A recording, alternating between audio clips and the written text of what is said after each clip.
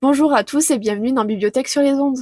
Tous les 15 jours, nous vous donnons rendez-vous pour vous présenter 2 ouvrages en 2 minutes, reliés par une thématique commune. Aujourd'hui, on parle roman policier et plus particulièrement de l'autrice Camilla Läckberg. Nous commençons avec son livre Le Prédicateur. Patrick Hedstorm, policier dans une petite ville côtière de Suède, se voit confier les rênes d'une enquête de meurtre. Le corps d'une jeune femme qui avait disparu depuis peu est retrouvé avec les ossements de 2 autres corps de jeunes femmes qui avaient aussi disparu, bien des décennies auparavant. L'enquête se lance et rapidement nous voilà happés par les réflexions de Patrick et de son équipe.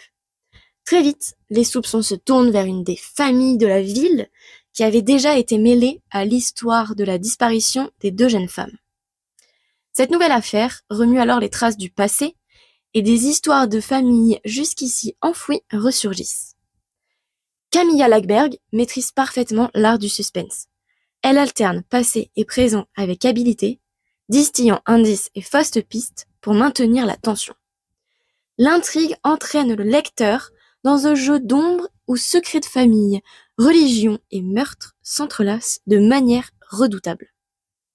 Nous allons maintenant pour notre deuxième œuvre vous présenter un autre roman de notre auteur, cette fois-ci publié en 2019.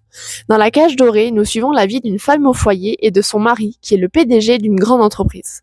Leur vie semble idyllique, mais le rêve s'arrête là. Car en effet, le couple bat de l'aile. Elle, qui a tout sacrifié pour en arriver là, qui a arrêté ses études pour soutenir financièrement son futur mari, se retrouve seule, délaissée.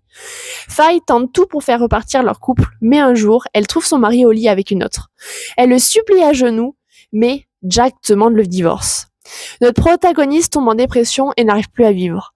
On pourrait croire que son histoire s'arrêterait là, mais grâce au soutien de sa meilleure amie, elle reprend du poil de la bête et monte tout un plan dans le seul but de se venger en détruisant la vie de son ex-mari.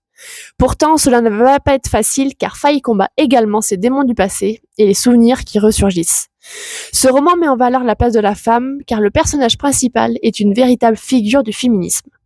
La première partie du roman se concentre sur la présentation de la cellule familiale, alors que le reste se concentre sur elle, métaphore de sa séparation de son image de mère de famille et de sa liberté en tant que femme entrepreneuse. Merci à tous d'avoir suivi cette vidéo. Si vous souhaitez en savoir plus, n'hésitez pas à consulter la description. Et rendez-vous bientôt pour de nouvelles explorations littéraires.